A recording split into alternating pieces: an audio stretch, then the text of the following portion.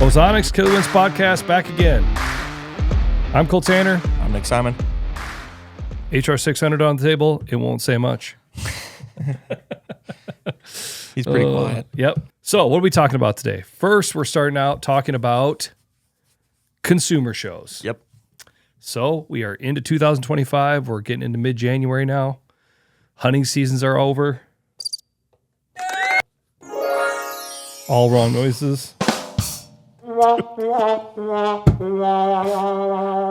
That's actually a perfect way of doing it because that's what hunting season feels like. It feels like this, and it's not much applause. It doesn't feel like that.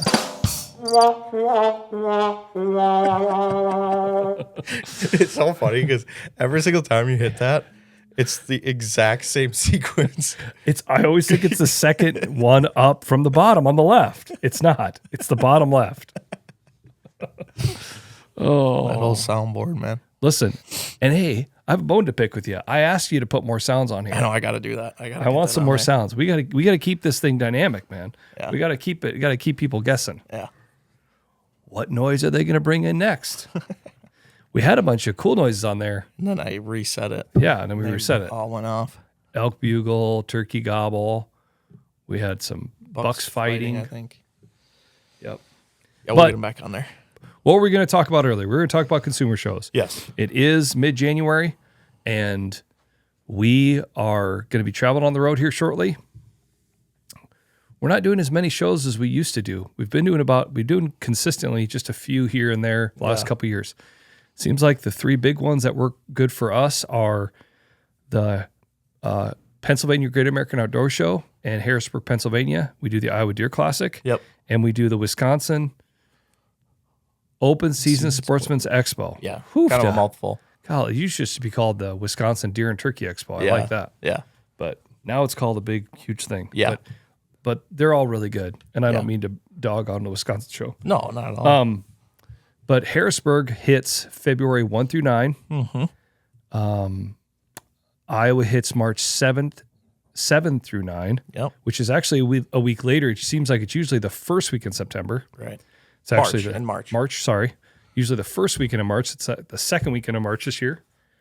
And then Wisconsin is March 28, 29, 30 yeah. which is the last weekend of March. Mm-hmm. Harrisburg's obviously, or Pennsylvania's obviously in Harrisburg at the state, where they have the Pennsylvania State fair. Yeah. It's like this big, huge complex. It's pretty insane. We've talked about this before, but it's wild. just, Super it's hard cool. to even put into words. Yeah, you really can't. I mean, they literally have a room that's just rifles, guns, shooting. yeah. Then they have an archery room. Then you walk down, then they've got a really cool, indoor 3D shoot area. Yeah. Then you walk down from there, and they've got a huge, big arena. Yeah. Last year was pretty wild. They had a Trump rally there. Yeah. Oh, yeah. I forgot about that. Man, that was insane. Yeah. Remember how people were lined up at 9 a.m? Yeah. And All day they stood there. That was I totally unbelievable. forgot about that. Yeah. And then cool thing, they actually put it on the intercom. Yeah. Yep. The Harrisburg show, that Great American Outdoor Show, was actually owned by the NRA. Yep. So that was a big deal. Obviously, the NRA was a huge supporter of Donald Trump and the Republican Party. And so they had the NRA sponsored having it there. Yeah. And then they had it on the intercom so you could hear him talking. That was kind of wild. Yeah. Actually worked out pretty good for us because we're always kind of looking to, once the show's over, to get out of there and find someplace to eat. Well, everything was trying to get in there and we were trying to get out of there. Right. So it worked out pretty Yeah, good. exactly. I thought it was going to be a nightmare. It wasn't bad. Yeah. But yeah, and then like I said, you go down from there and there's a boat room, there's a fishing room, there's fishing outfitters from all over seems like all over the country. Yeah. You'll see them from Alaska, you'll see them from all over Canada, the lower 48. It's pretty insane. Yeah. You go down from there and there's 2 different hunting rooms, which has got hunting apparel and duck calls. And then the other room has got e-bikes and boots and more apparel and ladder and, saddles and all sorts of stuff. Mm-hmm. And you go past that and there's a home decor type, log cabins and campers and furniture and camping equipment, all sorts of stuff like that. Then you go past that and there's an outfitter room. The outfitter room in and of itself is just as big as the Iowa Deer Classic, pretty I'd near. say for sure. Yeah. Just as really close. oh yeah, just the outfitters. Yeah, it's huge. There's outfitters. I'm not even joking, from all over the world. Yeah. Harrisburg works out pretty good for a lot of those guys too, because right now a lot of those outfitters are at Dallas Safari Club, or they may be getting ready after Harrisburg to go to SCI in like Nashville, which used to be in Vegas. Now it's in Nashville. And so those guys, they come over here and they kind of do like a little bit of a circuit. Yeah. They just kind of run from one to the next in the wintertime. Yep. And it works out that Harrisburg ends up kind of being on that loop. Right. You'll see a lot of men and women that come to Harrisburg that just want to go and are interested in booking hunts, and they'll walk up and down those aisles and talk, and look and compare prices and get a vibe from, oh man, I really like talking to that guy, Neil. He was really good. Yeah. I think I could have a good hunt with him. Right.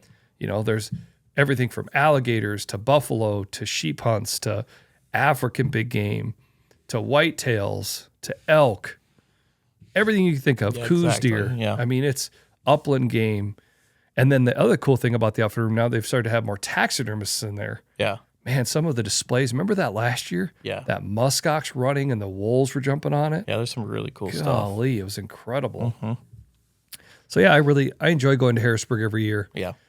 It's funny because Midwest has a feel, and the East Coast definitely kind of has a feel. It's a different Yeah, it's crowd. very different. It's a different crowd.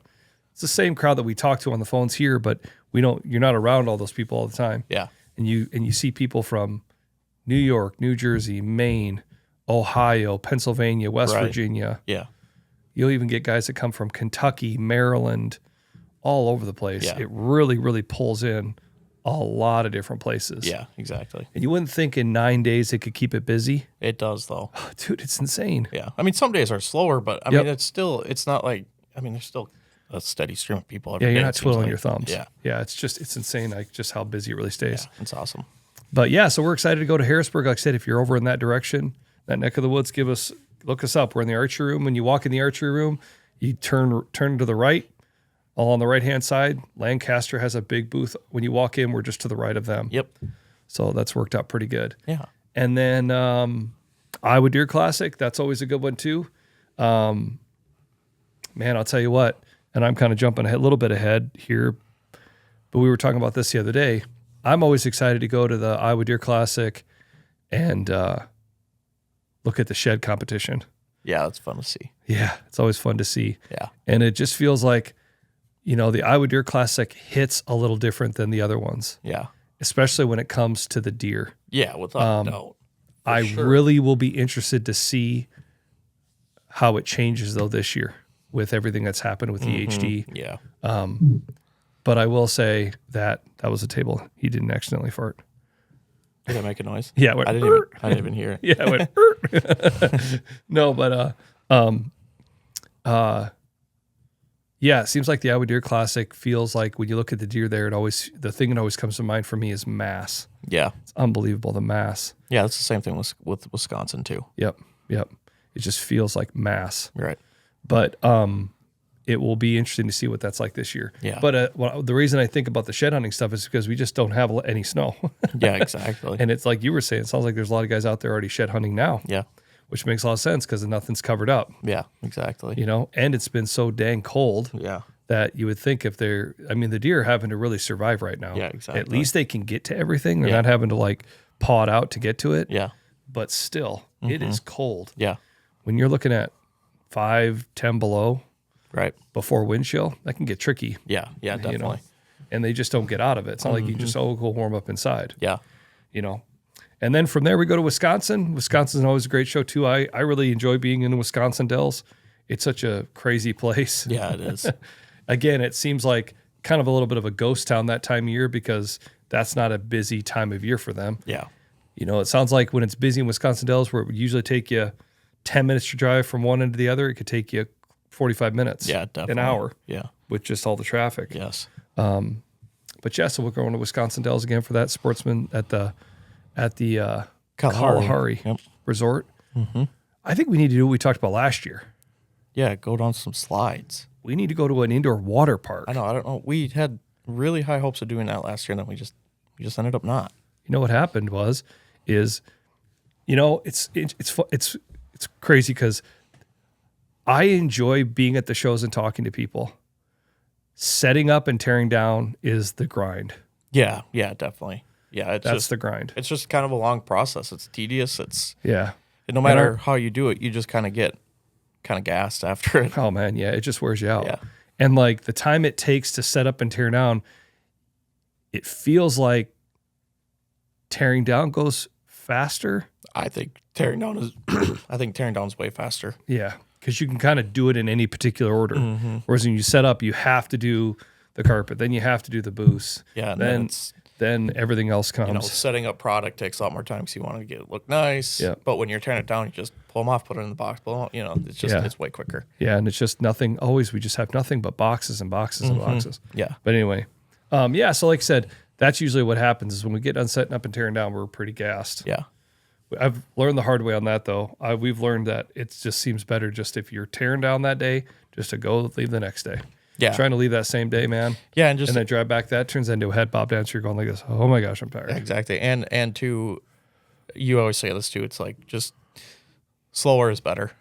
Just take your time, do it the right way. If you're sweating, you're probably going too fast because like no matter what happens, a lot of times when you get done and you're like pulling out and stuff, you're waiting anyways. That's like, exactly why right. not just take your time and do it right? And I'll never forget that the first couple of years we would sit there and you felt like, and I watched you do it too, right? You feel like that rat race. You're just like, oh man, we gotta go. Come on. Yeah. And then I remember when you were like, why are we doing this? Yeah. Why don't we just, it takes us what it takes us. We're here early to set up what we are. And we're usually one of the last people to leave. Yeah. I think part of what it's kind of a mental deal too, because you see some of the people that it takes them 20 minutes to tear down and they're like, hey, see you guys next week or see you next year. And they're gone. And you're like, gosh, we haven't even got the folding chairs down, like what the heck? And then, so that could be kind of a little bit of a bummer too. Yeah.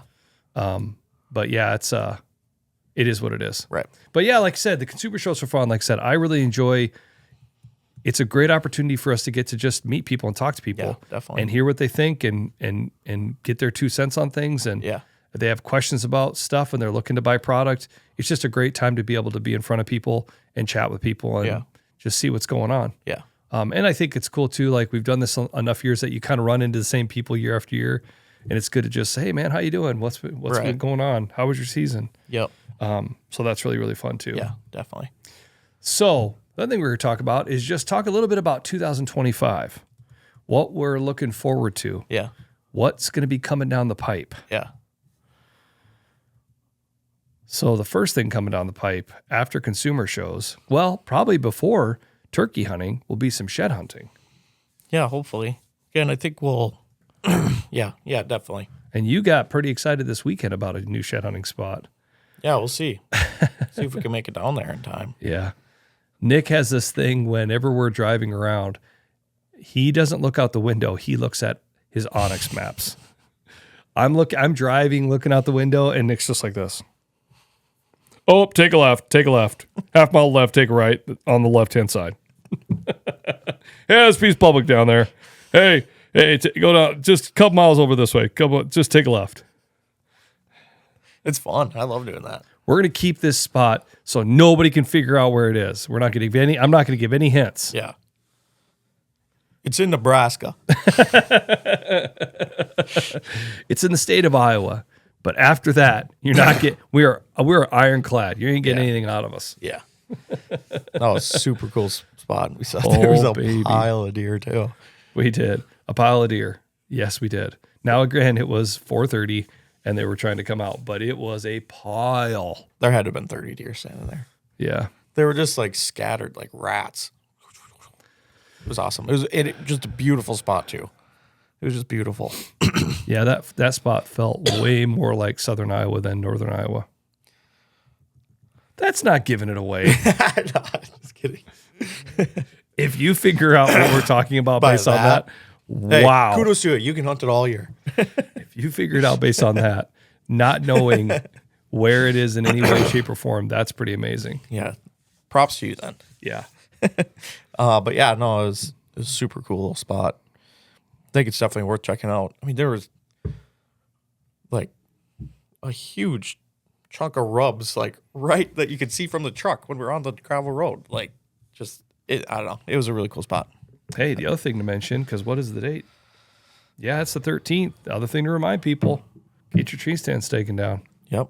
And we're way ahead of the game. So If you don't have your tree stands down within the next 4 or 5 days, that's considered abandoned property. yeah, And then the state or anybody else can go, hey, guess what?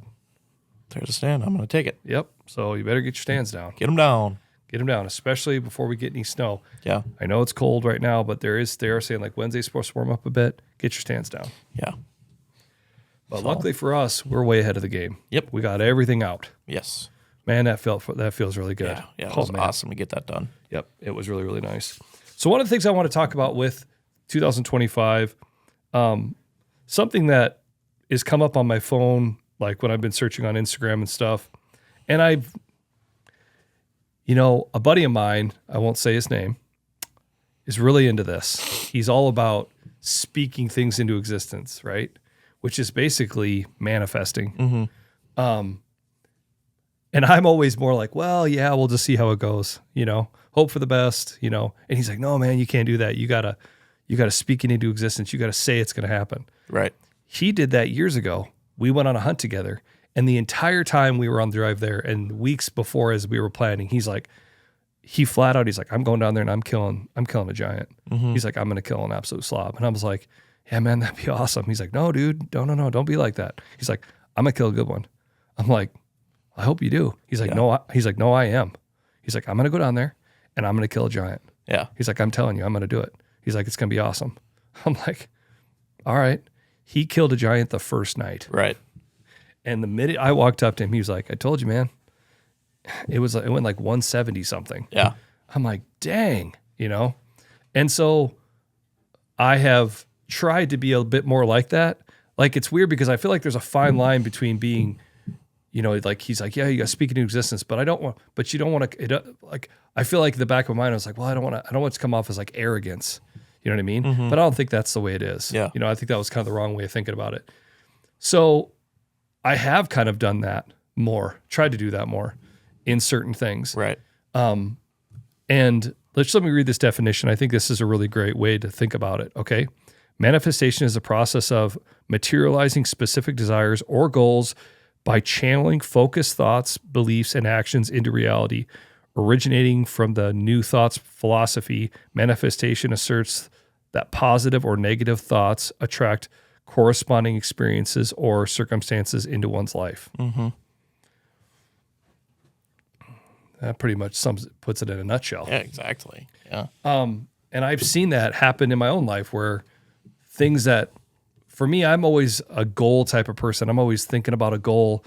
When I get thinking on something and focused on something, like that's where I'm just laser focused on it. Right. And so, I feel like I've done that manifesting more in different things. You know what I'm talking about? And some of that stuff has really come to fruition. Right. And it's like, and I look back and I'm like, dang, that's crazy. And so as we go through this conversation, that's the way we're going to talk about this stuff. Yeah. We're going to talk about it. We're going to talk about speaking it into existence. Yeah. All right. So the first thing we're speaking into existence for 2025, and as you're listening, think about what you're going to speak into existence for 2025. Yep.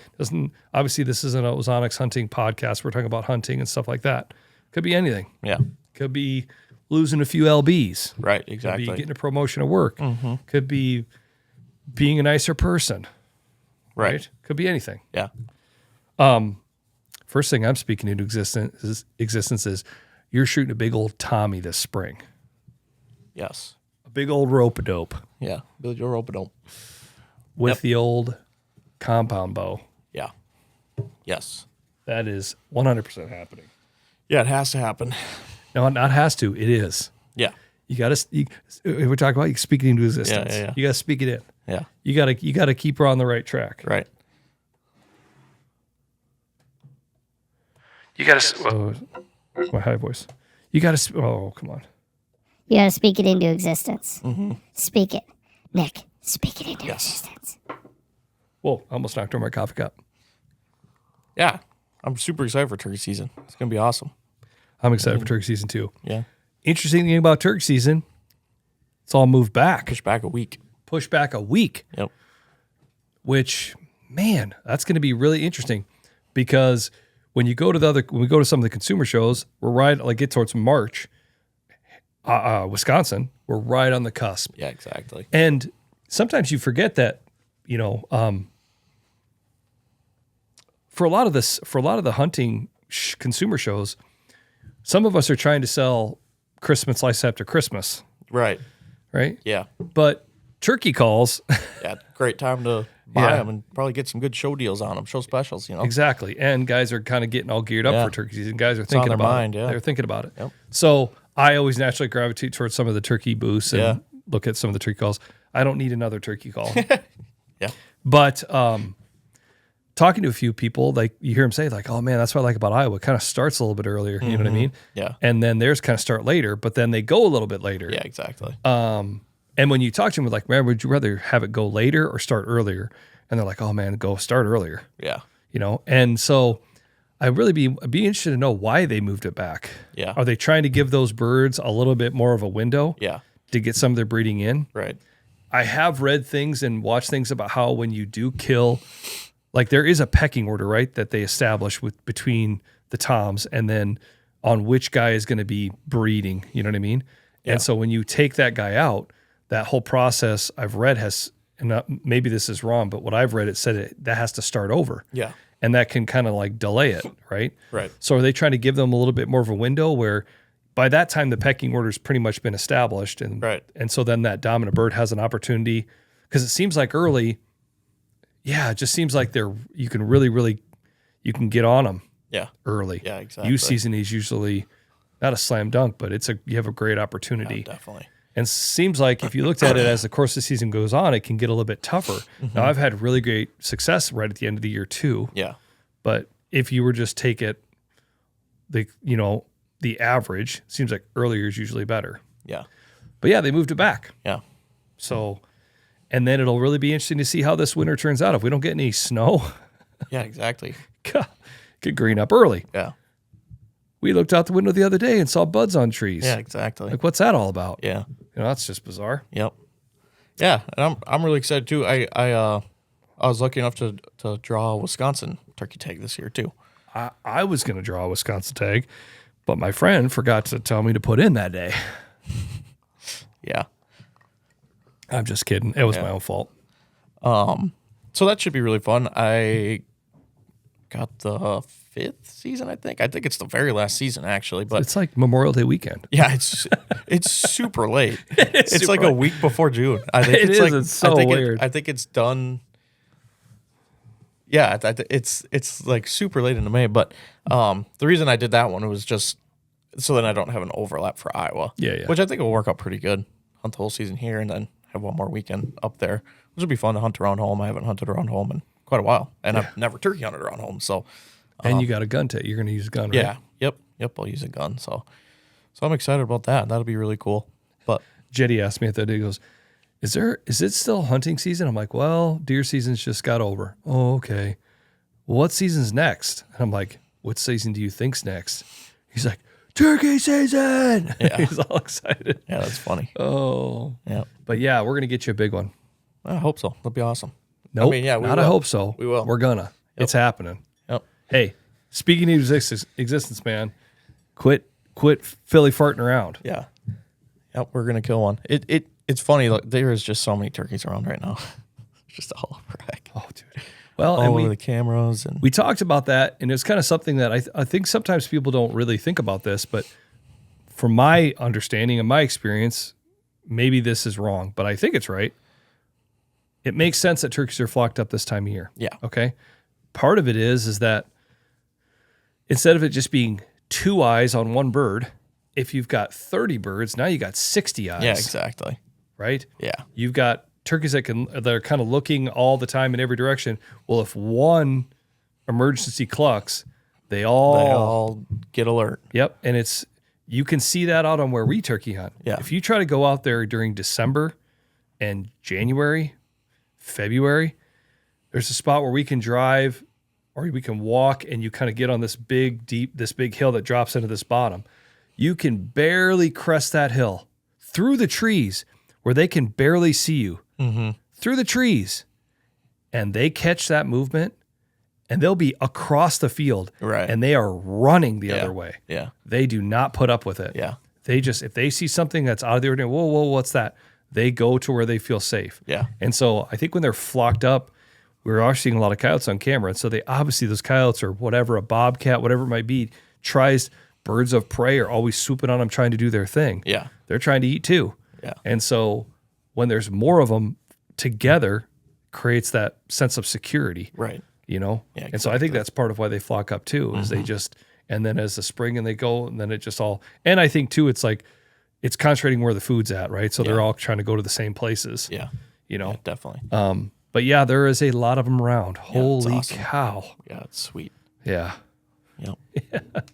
I'll never forget that when I went to Iowa State years and years ago. I would always drive around in late January, February, and scout for turkeys and ask permission. Right. And I'll never forget one time I drove by this spot and there was a whole pile of turkeys out behind this little farmyard, like, you know, quarter mile back against this tree line.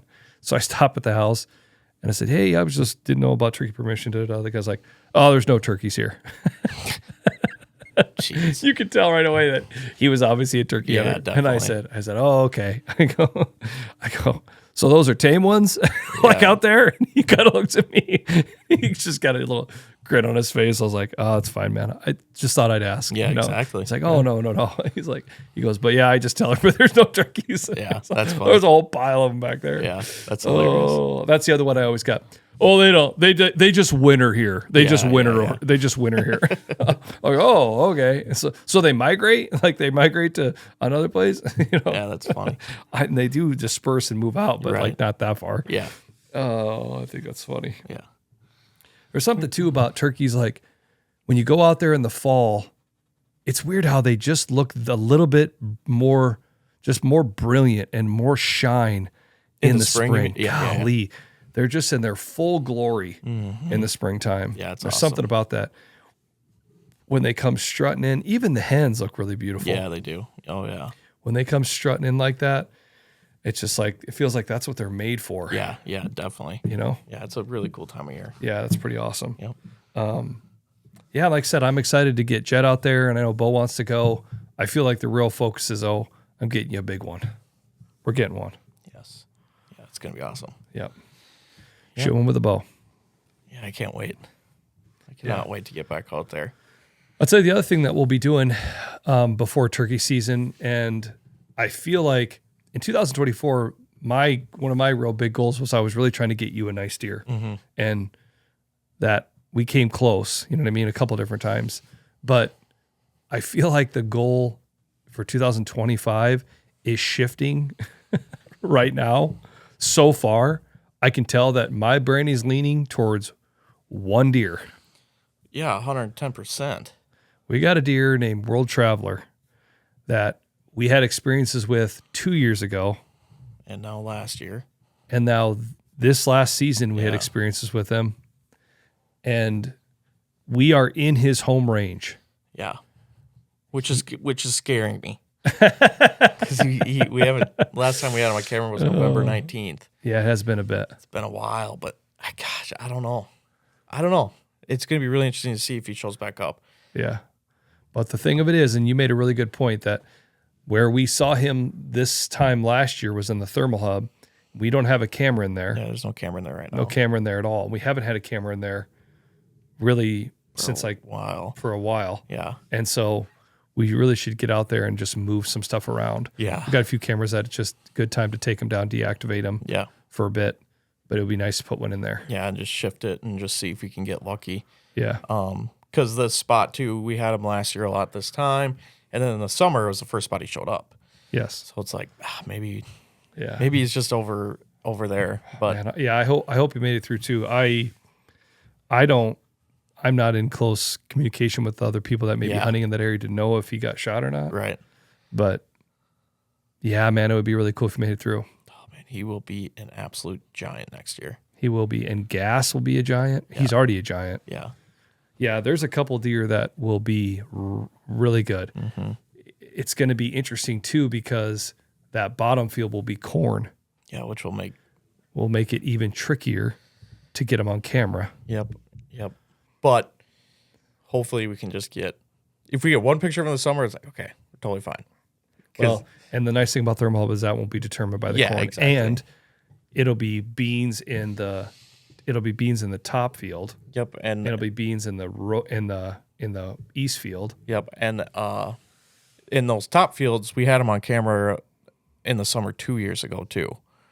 Yeah. I think it was like August 28th or something like that. Yep. But it was for sure him. Well, and I think the thing that we did this last year, just to try to, again, we talked about this before, and I think we're going to do it here sooner than later, is put out some more trophy rock mineral. Yeah, definitely. And just try to get them so we can have a place where we can, okay, there they are. Yeah. And that's a nice thing too about that week. I think what we'll do this year, we'll go in early, right after turkey season. And when everything is still really short, and we'll probably put some cameras toward the riv. Yeah. And put some cameras a little bit deeper. Yeah. Where it is going to get all grown up, but that time of year it won't be. You're right. And then we'll just be able to just know. Yeah. Does that make sense? Yes. Yeah. No, it's super exciting to just, have that opportunity to have a deer that we'll have on a third year history with. It's just super cool. It's super cool. I'm just praying that it makes it through. That he made it through. And it's especially a little worrisome just with the EHD that's going around, which I don't think that spot really got hit at all, but like you just never know, You never know. But yeah, there's a lot of factors. Yeah. Oh yeah. Tons. It makes you realize, it makes you appreciate when you hear people that do track down a deer like that. Look what Jason Mears did. Yeah, exactly. 3-4 years of history with that deer and then finally tracked it down. Yeah, and it makes that kind of story so much more special. Yep. Yeah, so that's going to be really, really fun. We're going to kill that guy. Yes. Yep, that's going to be. And I'm pretty sure it's going to be at the middle stand. Yeah, I'd say that's probably a pretty good bet. Because for whatever reason, when it gets to be first part of November, especially if there's corn, he shows up there, and as soon as that corn comes out, oh my goodness. I'm going to talk to him and say, let me know when you're going to be cutting those end rows. Yeah, exactly. Yeah, corn down there makes a big difference. Yes. Seems like. It does. In my 2 years of hunting there. Well, and it's done that. Yeah. Yeah. It's weird because what I like, and I think this is one of the fun things about deer hunting is like this chess match, Yeah. and how even what's happening with the land, how it kind of ebbs and flows with the deer movement. Does that make sense? When it's beans, you see a lot of deer in the summer. We get great trail cameras. There they are. And then all of a sudden when the beans come off, they just shift off of it. And it just becomes like, they're like, okay, I'm not interested in that anymore. Yeah. And then when it's corn, you can't see anything in the summer. Yeah. You don't know what's going on. And then all of a sudden it gets really, really good late. Yeah. Yes. And or the second half. And when you're really wanting to be hunting out there, it's good. Yeah. Does that make sense? Yeah, 100%. And so it's like, so we kind of get both on there where he rotates the beans and corn on that. So we kind of see both of it. Yeah. But yeah, that's going to be really, really interesting. Yeah. Yeah. It's going to be fun. It's going to be super fun. Yeah. The other private spot, I was really interested. That's really interesting how that just didn't produce. It didn't have the deer. And again, I guess that would tell you that they got shot, got killed. Man, something happened because they just weren't there. The deer, highbrow, and some of those deer that we had that were like, oh my goodness, here we go.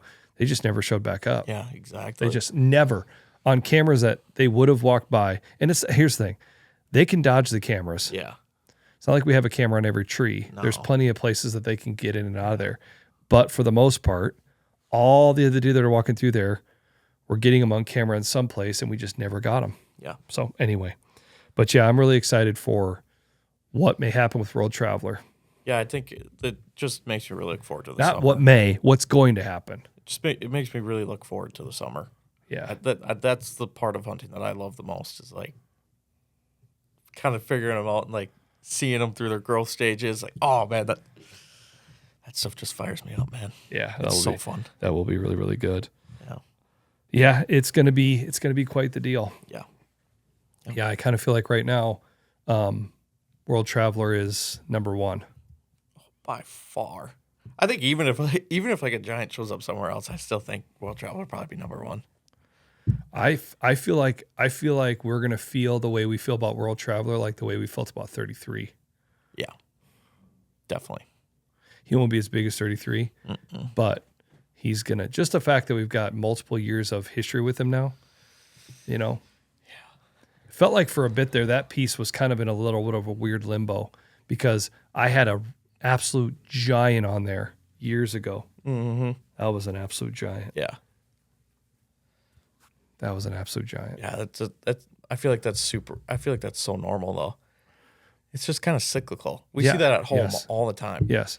Like you. It's almost like you get a roster, and then eventually it's like, well, those guys have to retire, or you're in free agency, and then you're in a little bit of limbo again. And then you kind of all of a sudden go, no, we're in playoffs again. Yeah. Well, and I feel like we were kind of in a little bit of a limbo rebuilding.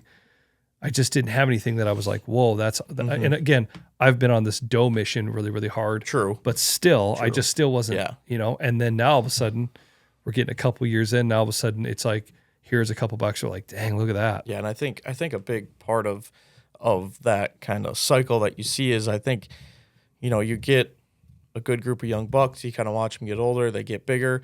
Well, as they're getting bigger, they're pushing younger bucks off. And so then once those bigger bucks kind of die or go away or whatever, then you're just kind of, you got to restart that process again. So I just feel like even without killing them, it's still going to go through that cycle just a little bit, I think. Mm-hmm. And I think that's exactly what that spot is going through. And I think we're right in the meat of it right now. Yeah. It seems like, especially like in the summer, like there were so many big bucks out there. They kind of went away during the fall, but like, you just know that they're still in that area, and at any given moment, it could happen. It's awesome. Oh, man. It's awesome. Yeah, it's going to be really, really interesting to see how that all plays out. Yeah. So yeah, I'm excited, man. I'm already excited. Yeah, it's literally January 13th, and we're already excited about next year's deer season. I know. That's literally all I was thinking about yesterday. During the Packer game, I literally had Onyx up on my phone. Oh, really? Yeah, I was, because, I don't know. Packers kind of did not do good yesterday. So, I was not really paying very good attention. Yes. And then there was others of us that were going like this. Yeah. Yeah. Oh, that's mean. No, listen, hey, I'm not going to say that I'm a Packers fan, but I will definitely say that I'm not as much of a Packers hater anymore. Right. So, yeah, it's fun. I strongly suggest to everyone listening that you get a passion that you can think about every day of the year because it's fun. Yeah. Well, and that's exactly the thing right there. Just like talking about this manifesting, it's what you're thinking about, what you're focusing on. And when you think positive thoughts, those types of things start to happen. Yeah, exactly. Yep. You have negative thoughts, negative things happen. Yep. So we're having positive thoughts. This is a year of we are speaking it into existence. It's happening. Positivity. So let's talk a little bit about some of the changes that we're probably thinking for 2025. We're kind of on the deer season kick right now. Yeah. Initially, again, we saw EHD hit hard in a couple public spots. Mm-hmm. So those will probably, it's interesting. I always think about what Jace Elliott said. We all do just kind of self-regulate. Yeah. And so,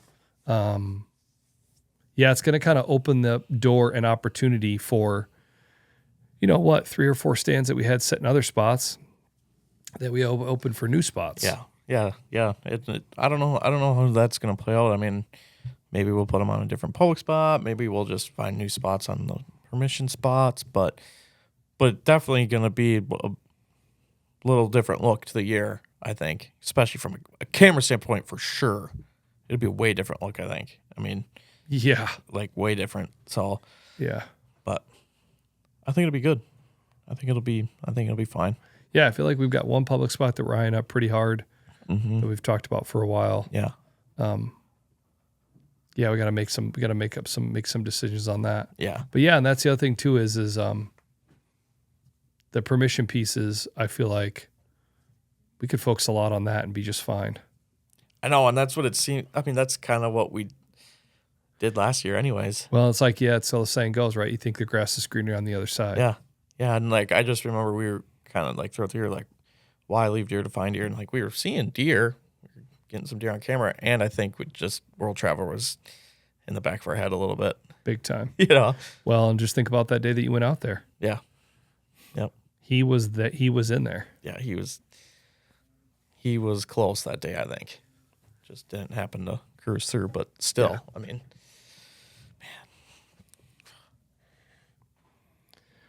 I know, dude.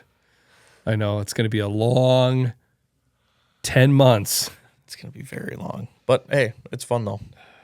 It's fun. It's all fun. The whole process is fun. You got to enjoy the process and trust the process. Yeah. Oh yeah. So Yeah, and go back a little bit on what we were talking about earlier, I'm really excited. I'll be really interested to see what type of, if they have any sort of presentation on any of the EHD stuff at the Iowa Deer Classic from the Iowa DNR. Yeah. Because they have an Iowa DNR booth there. right. You know, I'm sure they're going to be just getting inundated and blown up with questions on Oh, that. for sure they will. Be really interesting if to see what they actually, if they have anything for people to, wrap their minds around. Yeah, exactly. Yep. Yeah. But Yeah. no, it's gonna be a good year, all around. Yeah. I'm excited for it, man. A lot to look forward to. And you know what? This is not related to hunting, but just I'm gonna put a little positive vibe out there. I'm excited to watch the Vikings win tonight. You didn't say that today, earlier before the podcast. I know. Right before we sat down, Cole goes, I got 2 plans tonight. Make fish, watch the Vikings lose.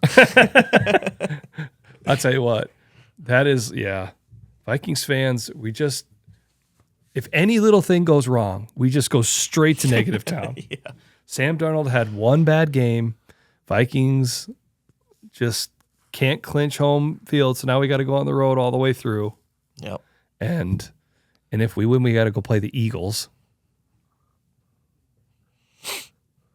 Or as Stephen A. Smith says, or no, Scott Van Pelt, the Eagles. He calls them the Eagles. That's funny. No, listen, I'm excited to watch them win. There you go. I'm excited Speaking to watch. into existence, I'm man. excited to watch Sam Darnold have a great game. Justin Jefferson get 2 touchdowns. Manifestation. Addison get one. Jones, I don't know. Let's put a number out there. 130 yards rush, maybe 1 TD. No, a TD, 130 yards rush. There you go. If you're better, you might want to write this stuff down. Yeah. Oh. No, it's going to be, like I said, I'm excited for 2025. Yep. Yeah, it's always the end of 2025 comes right at the end of the deer season, so it's kind of like a bummer. You're like, oh, season's over. This is sad. Kind of bummer. Yeah. Sometimes it can feel very anticlimactic.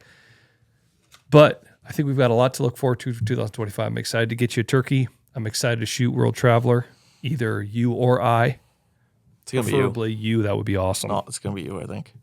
I think it's gonna be you, dude. gonna be you would melt down if you shoot World Traveler. When you shoot World Traveler, I think I'm gonna walk up to you to the tree stand, and I'm gonna look up at the tree stand and be like, "Where's Nick? I don't see him." And I'm gonna look over on the ground, and you're just gonna be a big blob Probably. of like just steaming human on the ground. I would do that with any buck at this point.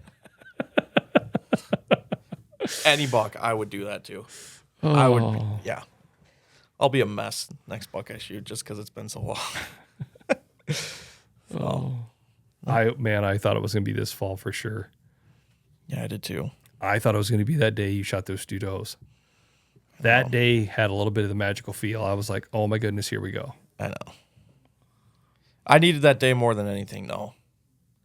I was going through it in my brain. See, that's the other bit of a shift. I feel like I'm going through it in my brain now. You think? Yeah, a little bit. Yeah, a little Really? bit.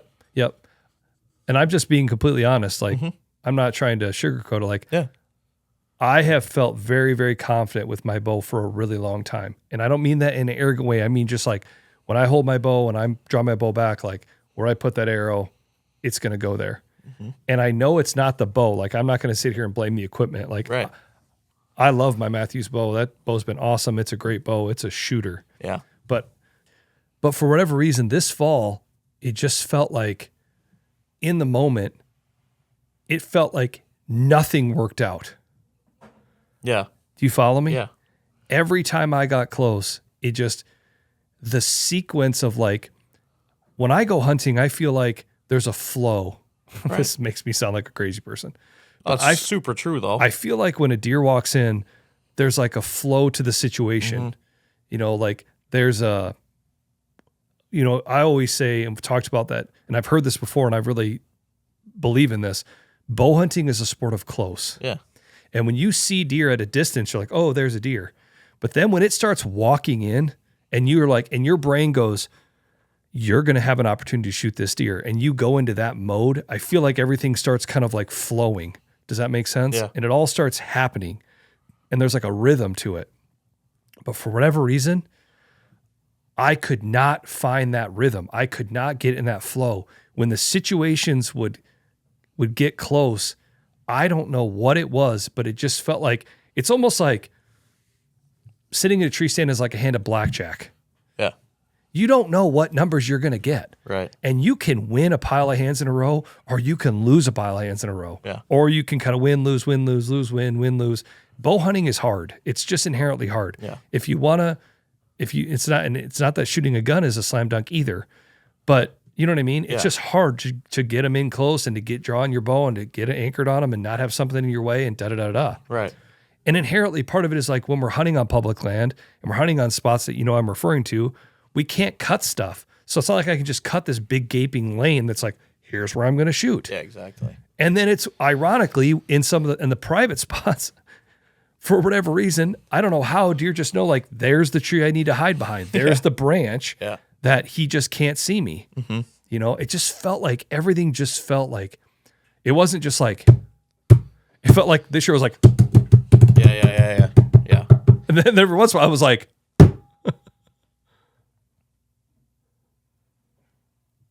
it's like, I just couldn't find the rhythm. Yeah.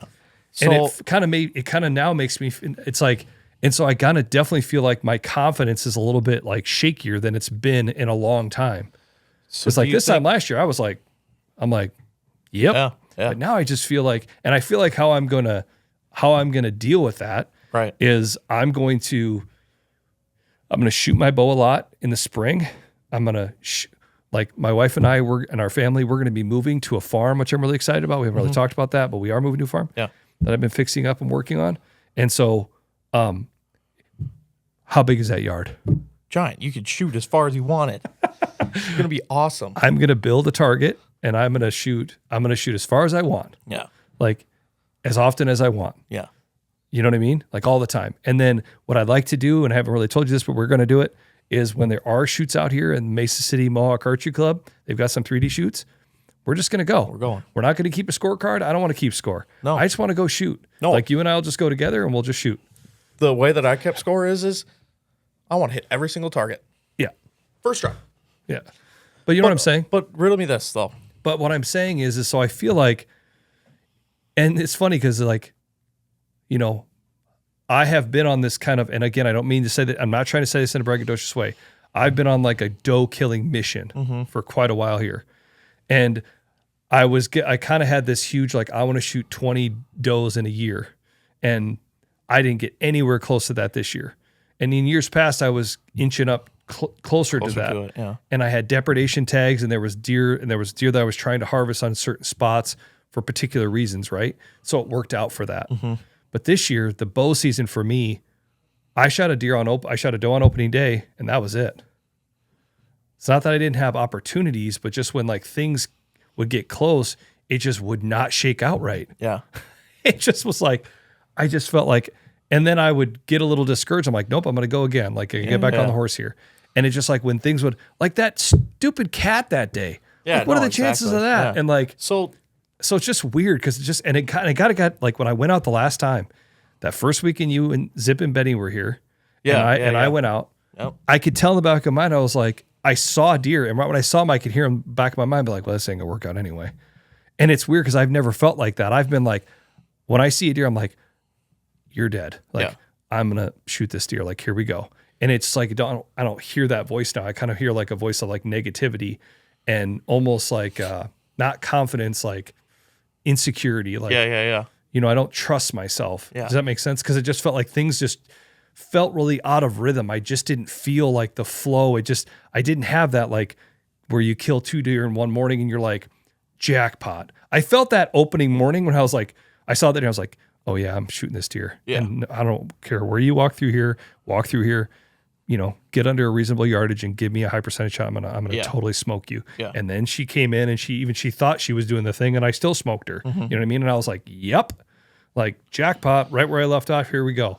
And then after that, it just got way off. So do you think that some of that stuff was just coincidental?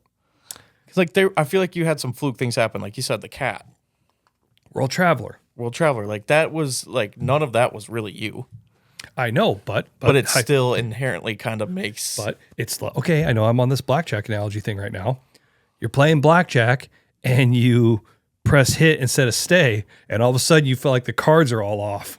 Right. That's what I felt like. Yeah, you know what I'm saying? That. I felt like I almost feel like World Traveler was the start of it. Yeah. And then it just felt like it just got more like it just got like unraveled a little bit. Excuse me. You know what I'm saying? Because like the difference between like me and you in this situation is like when I was going through my stuff, like I've killed deer with my bow, sure, but nowhere near the amount that you have. And so it was that's why it was really hard for me, because it was like I guess like the best way to explain it is like I had nothing for my brain to go back to, like, oh, remember, just because I didn't shoot many deer with my bow. Whereas like with you, like I never once, like I knew that you were kind of going through it just a little bit, but like there was never a time where I was like, oh man, he's in his head really bad, simply because I know that you're a flat out killer, especially with your bow. You know what I mean? So like I feel like from my standpoint, I feel like a lot of the issues you had were just super coincidental, and like sure, it's gonna get in your head, but like at the end of the day, you got to remember you're really good at shooting your bow at deer that are alive, and normally they end up dead, and you've been doing that for years. So my advice would be just don't worry about anything, because like I think a lot of it was just weird stuff that happened. Yeah. And stuff outside of work too. Yeah. You know, like And again, I still feel confident, but I don't feel as confident. Right. You know what I'm saying? Like I could definitely feel like there's like a little creep of like, yeah, like, that I'm not used to. Yeah. I guess what I'm saying is I don't think it's any sort of target panic or anything like that. Yeah. Yeah. It's just like I said, I just feel like it just didn't work out. And normally too, between the seasons, you normally kill 2 turkeys with your bow, which is difficult to do, and I feel like that just sharpens you. You know what I mean? Yeah. And like last year with you trying to get me one, you really never were even put into that. I only took my bow out once. Yeah, exactly. You know what I mean? So, and like I said, I think that season, and what I'm gonna say now is, I feel like it's interesting because there are people that when the season goes on, like I think I hunt more than the average person. For sure. You probably hunt more than the average person. Yeah. Yeah. We hunt more than the average person. Yeah. And so sometimes, and I've said this before, like I used to work in Colorado and be around people that got to hunt for a living, right? Not just when I was in Colorado, but just being around it in this whole hunting space type thing. Mm-hmm. And you hear people that aren't on that side of the fence, and like, man, that's so awesome what they do. And they're killing so much stuff. From my perspective, I'm like, yeah, you're absolutely right. But what they're not thinking about is the fact that a lot of what they do is they create more opportunity. Exactly. A lot more opportunity. Way more. Now, there are those out there that are doing it for a living that are just not hunting that much, but it just doesn't, that's few and far between. Yeah. What they do is they spend a lot more time in the woods. Yeah. So if you and I if there's 60 days in October, November, and we're spending a third of those out there, or between a third to half of those days out there, and the other person is only spending like 4 days out there, they just, all of a sudden we just double, tripled our opportunity because we're hunting more. We're standing at the table and we're rolling the dice more often. Yeah. Does that make sense? And so I also know that this year, my opportunity, because of choices I made and things that I'm trying to do went way down. Right. Because I was juggling a lot more than just Yeah. in my free time didn't really feel like my own free time. Yeah, exactly. I was working ozonics here, doing my normal day-to-day job. And then I was doing a lot of working at night on the weekends on the side. Yeah. A lot. Yeah. And so I knew my opportunity was going to go down. And I kind of went into the season being like, well, this can be really interesting. Even Tatum, she's like, well, Cole, you don't have to kill 20 deer a year. She's like, and I do. She's like, you get this stuck in your head. And I do. She's like, and you're always so hard on yourself. And I am, that I'm like, this is what I'm going to do. And if it doesn't work out that way, I'm harder on myself than anybody can be hard on me. Mm-hmm. Does that make sense? Right. Like, that's why I like running for me and that type of stuff. Like, I don't have to compete against anybody else. Yeah. I can just compete against myself. Yeah, That's the only exactly. person I need to compete against because I can hear the voice in my head. Definitely. Does that make sense? Yeah, for sure. So I just feel like, but I still want to have success like I did before with less opportunity, which is hard to do. Yeah, exactly. So then I'm like, you're putting more on each role, Right. and then it just didn't work out. And so like, it just felt like, and it's funny because like, I don't feel like I have target panic, but then when you start questioning things, it kind of feels like panic. Right. Does that make sense? Yeah, no, it definitely does. And then when situations would come, those situations didn't work out. And I was like, well, is it something I did? And then I was getting drawn, but then I was like, didn't feel good about a high percentage shot, or they would stop behind a tree or stupid stuff would happen. Second guessing things. And and it just felt really weird. Yeah. Felt really out of rhythm. Yeah. So, Well, it's just such a weird sport. well, and I think the other thing to say about bow hunting, and I think I don't say we all do. Let me put a bow on what I was saying earlier. I think that just goes to show you the guys that aren't hunting very much, that do have success, man, kudos to you. Yeah. But also the guys that are hunting that much, you just have to understand where you're putting yourself. Yeah. Does that make sense? Yeah, exactly. It is time in the stand. It is time in the woods. Yeah. And if you don't have very much time in the woods, you can still be successful. It's just a lot harder. Yeah. Does that make sense? But the other thing I was going to say about this whole thing is that I think what I do is I create unreal expectations or just high expectations of myself. Yeah. Does that make sense? And expectations which I think it's good to have goals and it's good to have expectations. It's good to have things like that, but sometimes they're unrealistic. Mm-hmm. And I think if I just went into it more open-minded and was just like, well, let's just see how it goes. Whereas in the beginning of the season, I'm like, I want to kill this many does. I would love to kill, I want to kill a mature buck. Yeah. I'm always a little bit not as worried about the mature buck thing because that doesn't float my boat. You know what I mean? Like, where I'm at on that. Yeah. I just love to harvest deer. I love to shoot stuff with my bow. And if I can shoot does, and I've got the doe tags for them, I'll do that. Yeah, exactly. But it just felt like I still kind of go into the season with like, this is what I want to do. And then when that kind of doesn't work out, it's hard to, and we talked about this before the end of the beginning of the year, last year. Hey, you got to be kind of roll with the punches. Right. But it just felt like where my ball rolled was not the direction, and it kept kind of rolling that way. Yeah. And so anyway, does that make any sense? 100% does.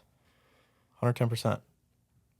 But to flip gears on you, I think you're in a really good spot because I feel like you can just, even that day, after that day, just walking up to you and then walk up to those deer, you could just like, I could see the weight lifted off that you're just like, because you were like, and you knew it wasn't your bow either, but you're like, well, maybe I should upgrade. Maybe I should make a change. You're like, dude, no, your bow's fine. You're going to be fine. You just need to, it'll happen. Yeah. And then it finally did. And you could definitely tell that you were like night and day different. Yeah.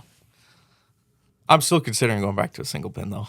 No, yeah, no, I totally get that. Because, I wasn't referring to that. I No, was I just know. referring to just like the fact that you were just like, just my overall, like this sounds so terrible, but like my day-to-day got better.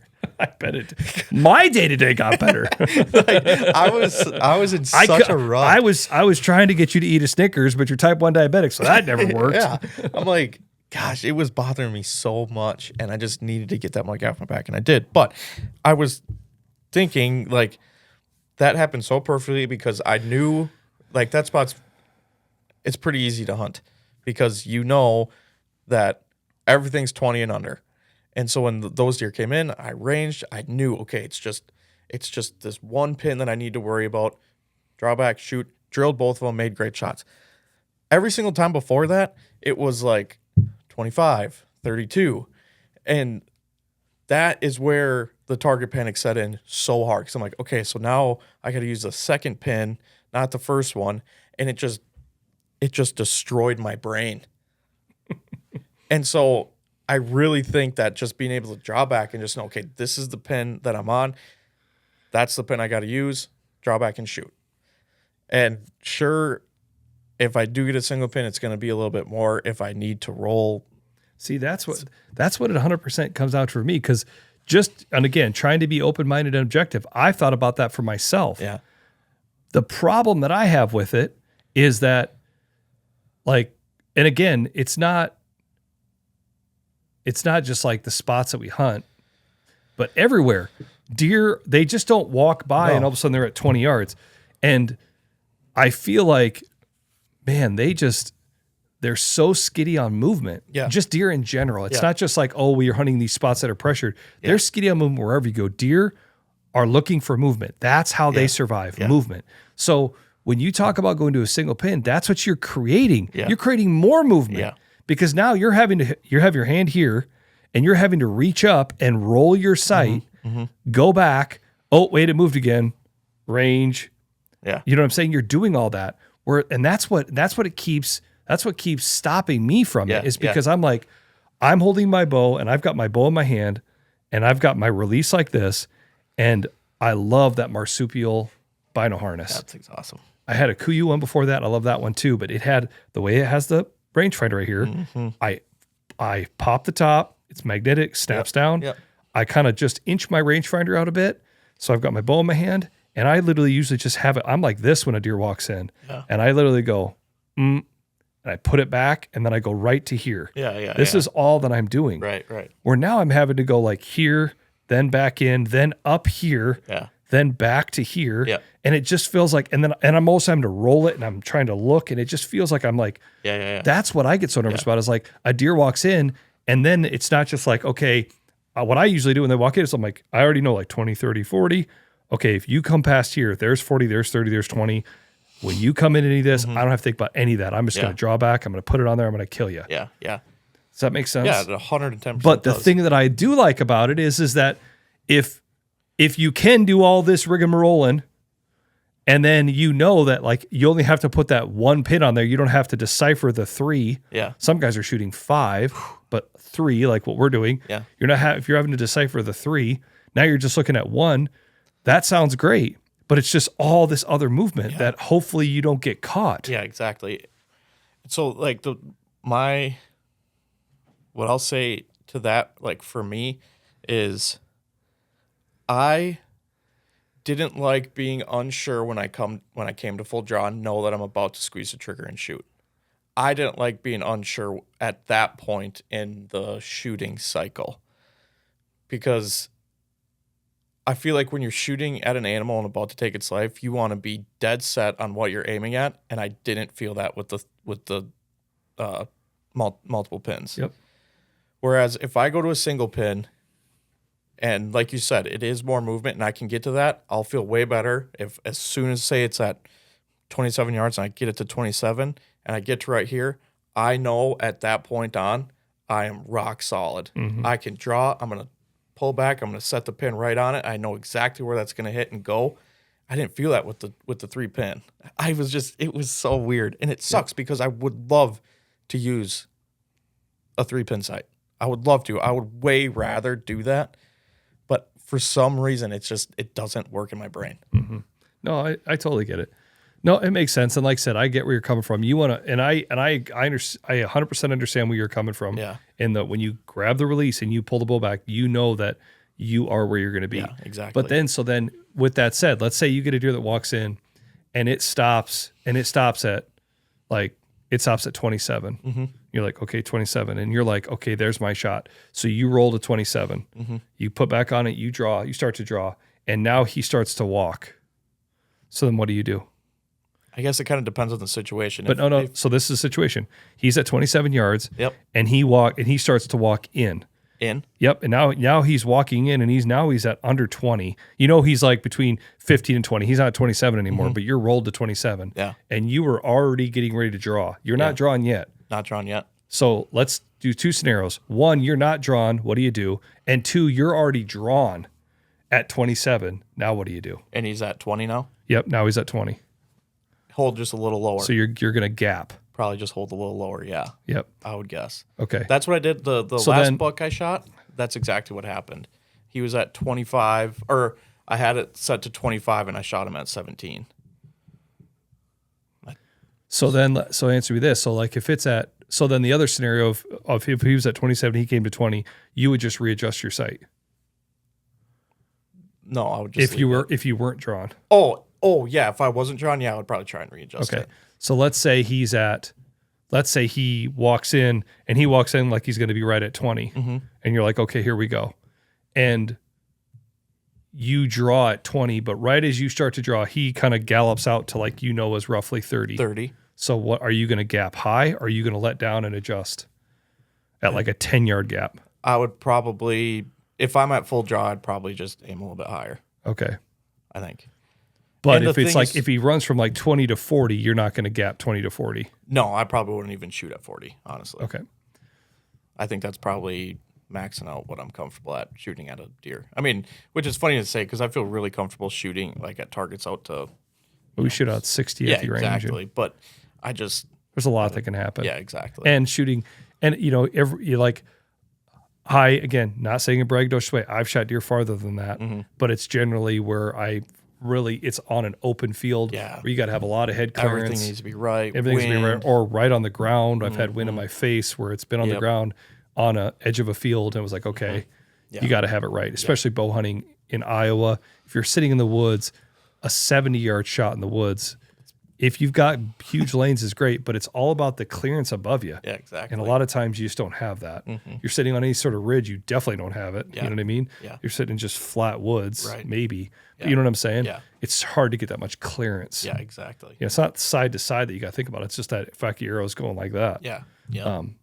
Yeah, no, that's interesting. Like I said, that's just the tricky part is like the whole like, and that's a big thing too, I think. And I think you know this, but you'll just need to practice a lot at having it at 20 and shooting at 30, having it at 30 and shooting at 20. Yeah, exactly. And because if you don't, and you're just like, well, how much do you hold low or high? Yeah. you know? Exactly. But yeah, I mean, yeah, like I said, I just feel like, and again, I think you're going into this knowing that you're going to put yourself at a little bit of disadvantage at the beginning as you're going to be doing a lot more moving. Yeah. Yeah. Definitely. And there are times for me too that where like I really have to be like, okay, which pin? Yeah. Yeah. Yeah. Yeah, and I think that just comes with, like you've done that for so long with that 3-pin. Yeah. Eventually, it just gets to be kind of second nature for you, and like you just kind of know. A little In my better. head, I always say first, second, third. Yeah. Okay, second pin, draw back, second pin, Yeah. second pin. Okay, take one more second pin. It's the second pin. Where do I want that pin to be? Yeah. And then I let it go. Yeah, definitely. Fun stuff. Yeah, no, it'll be interesting. Like I said, and I've even thought like, when I used to work in Colorado, we always told guy, man, bring a multiple pin because that elk's going to walk in or he's going to maybe booger just a skosh or whatever. And all of a Right. sudden he's just not going to be where you thought he was. Yeah. And then it's just, you don't have the time. Right. That's sometimes I think the thing it is in the Midwest too. You don't have the time. Right. You just might not have the time where all of a sudden he may walk in and you're still fiddling your sight and he's already through. Yeah, exactly. Yeah. But if there was a place where single pins are more conducive, it's in the Midwest. For sure. You're not hunting on the ground. You Yeah. are hopefully hunting over a trail, and you're like, okay, this is my shot. Yeah. Yeah. Type thing. Right. Yeah. Yeah, it's gonna be really interesting. I'm excited. I can already feel myself. So then here's the thing too: are you gonna do a 0.1 or 0.19 for the single? I think I'm probably gonna do a 0.19. Yeah. I think. That's what my top pin is right now. Yep. And I really like that. I feel comfortable with it. And I like the 0.1 on my bottom pin for shooting further. Yep. But I feel like if you use a single pin, I think you're probably better off having more light. Yep. In the hunting situation compared to a smaller one so you can shoot farther. I'd put more stock in having, a couple extra minutes to shoot and really have a clear pin. So I think I would go with a 0.19. Does that make sense? Yeah. The only thing you could do is you could just use a light. Yeah, exactly. Yeah, I need to get one. I don't know why I Because you haven't could use a got one. 0.1. I'm just playing devil's advocate. No, I know. You could put a 0.1 on there with a light. Yeah. And then you'll have it bright. But there's a lot of truth in that. If I bought a single pin, I'm just thinking out loud. If I bought a single pin, I don't know what I would do. Yeah. Yeah. In Iowa, we're lucky because we can use lights. Some states you can't. Right. So if you're in a state that you can't, now that's the other thing for me too is like right now I don't see in the foreseeable future, like this year especially, that I've got any like out of state personal hunts that I'm like, I'm going here with my bow. Here we go. That's part of it too for me is I've always been like, especially when I worked in Colorado, if I was going elk hunting or doing something else, a multi-pin site was always like, oh yeah, this is where I need to be at. Yeah. Now for the last couple of years, this last year, this coming year, a single pin probably wouldn't be a bad idea because this is just where I'm going to be hunting. Yeah, exactly. And that's my mindset too. I don't plan on doing. Well, the other thing about it too is like all you would have to do is you can like, cause we have black gold. We both shoot the black gold pro sight. Yeah. Man, I really like that. Black gold sights are super bright. Yeah. Gosh, they're bright. They're awesome. They I are love so that bright. site. I love that site. Yep. I really like it too. I've really had great luck with it. Yeah. Love it. I've had it for a long time. It's held up. The people at Black Gold are great to work with. Yeah. If you ever have any questions, you want to talk to them, they're right there to answer your questions. But you're basically just going to buy a new housing Yeah. and just put that on your existing bar instead of having to buy the whole site Yeah, again. exactly. Yep. You're just buying the new housing. Yep. You don't have to buy the slider. You're just buying the housing. Yep. That's all it is. Yep. Yeah. Yep. Which color would you get?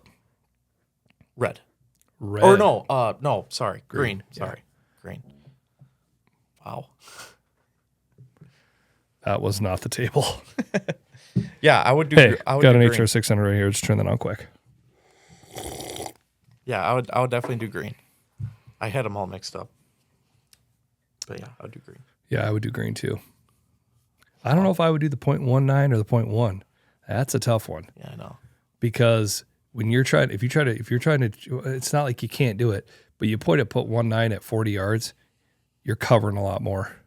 A lot more. A lot more. Way more, yeah. I always think about when we're shooting at 60 with your target with the big black circle on there, even a 0.1 Covers it. covers it pretty good. So you're going to be covering even more. You're going to be covering almost the whole block, probably close to, which that's a little hairy if you get put in that position. So maybe a 0.1 with a light is the best compromise. Be interesting. Well, and if there was a site that and again, I'm not trying to, I shouldn't even say what it is. I was just going to think black gold sites are really bright. So if you're putting a 0.1 on a black gold site, that's a bright dot because it's a black gold site. Those black gold sites are so bright. It's crazy though. I mean, you can see the difference between the 3 pins when it's getting dark out. That 0.19 lasts way longer. Yeah, It's wild. It's way brighter. Like even I do the same thing. I can hold it up, but that's why I run a light, and it's like it has 3 as like a low, medium, high. And so when it gets to be low light, if it's in a situation, I don't just set it there and let it run, but I will turn it on. I will know it gets to a point, if I see deer walking and I pick it up and I'm okay, I've got my release on. Okay, get my sight light on. Here we go. Yeah, it's just that little extra light. Yeah, exactly. But it's hard if you put it too bright because then you create contrast. So I like the low setting. Right. That low setting. Give it just handy. A little extra. But yeah, I think a single pin for what you're describing, and I think you're on the right track, 100%. Yeah. You're right about all of it, and the fact of like when you draw back, you want to know that okay, I am confident in what I'm doing. Yeah. There's no mystery, there's no confusion. Yeah. That is what a 3-pin does do, right? Yeah. You have to definitely because there are I draw back too, and there's times when I'm like, okay, where am I at here? Yeah, yeah. Oh, okay, that's where I'm at. Yeah. Because your heart's pumping, everything is going. Yeah, definitely. I've heard of some people that don't think like 1, 2, 3, they think color. Color, yeah. I remember you telling me that. Yeah, I think second pin down. Yeah. Okay, second pin, third pin. Yeah. So. Yeah, all right. I think we wrap it up. Yeah, that's Good pod. good combo. 2025. Yep. Here we come. Go Vikings. Packers suck. Hey, Hey, what can you say? I don't know. hey, Nothing to listen. say with Hey, that. listen. Some people are out, some people are in. I mean, it is what it is. I got nothing to say. Hey, listen. I'm speaking positivity, so I'm excited to watch Vikings win. There you go. Manifest it. Manifest it. I'm excited to watch them beat I'm excited to watch them beat the excited to watch them beat the Rams, then the Eagles, then the Lions, and then AFC champ. Super Bowl champs. It's that easy. Yeah. That's all it is. 4 wins away. Yep. Hey, thanks for watching Ozonics Killerwinds or listening to our podcast. What is it called? I'm just kidding. Ozonics Killerwinds podcast. Thanks for listening. Stay classy. See you next week. Stay classy.